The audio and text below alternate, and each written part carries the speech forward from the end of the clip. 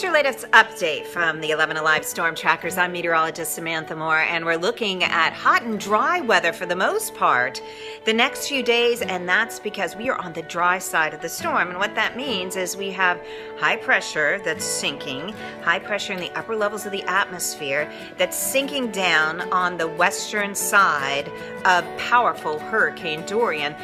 As the air sinks, it is clear, excuse me, and it also warms the air by compression.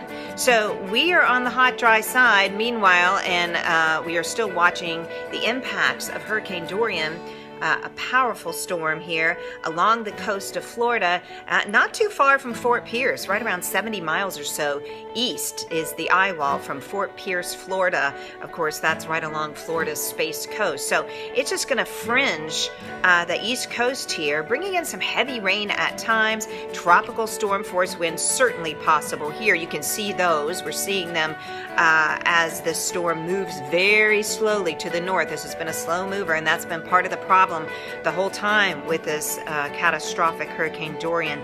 So slowly making its move, starting to pick up its speed as we head into tomorrow. So that brings those tropical storm force winds of over 39 miles per hour along the Georgia coastline as we head into our Wednesday throughout the day. As a Category 2 storm, it's still capable to do some massive erosion here along the Georgia coast and bring in some flooding rain as well. We'll continue to have those tropical storm force winds. Then it approaches Charleston as a powerful Cat 2 storm. We can easily see those winds still up around 115 miles per hour as it approaches Wilmington, really not weakening as it's over those warm waters of the Gulf Stream that continue to fuel this hurricane. I think it's very reminiscent of when I covered Hurricane Matthew and I was positioned in Savannah. I think the conditions are going to be very similar. The coast of Carolina also under siege as we head into the end of the week, Thursday, Friday. Still seeing tropical storm force winds, possibly up to 100 miles per hour, and also seeing that heavy rain. So we'll be watching for that. Now, 100 miles per hour most likely in the Outer Banks region, or maybe a little bit below that, but they need to be prepared for any wobble that may occur in the storm.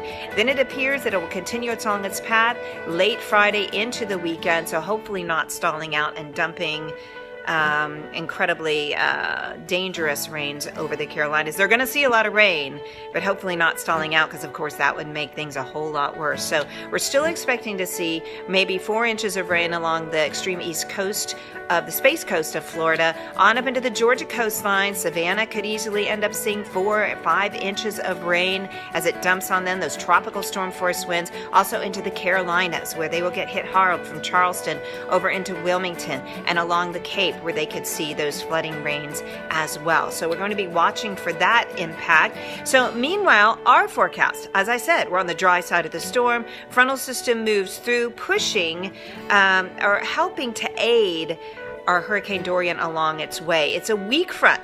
It's not really going to cool us off all that much, but hurricanes like to follow the path of least resistance, so we're likely to see it help it move right up the coastline as that trough moves to the east. That's what a frontal system is, a trough. It's like a valley of air, and that hurricane is going to want to follow along that line. So that should help push it along off the east coast as we head into the end of the week and the weekend. So here's your forecast as we head into the next 7 days. It is hot, but it is dry for the most part. Increased clouds as we see some of the outer bands move in from Dorian, but at this point we are staying dry and we need the rain. Next chance of rain most likely won't come until the beginning of next week. Well, the latest for you tonight at 5, 6, 7, 10, and 11 on 11 Alive and WATL. We'll talk to you then.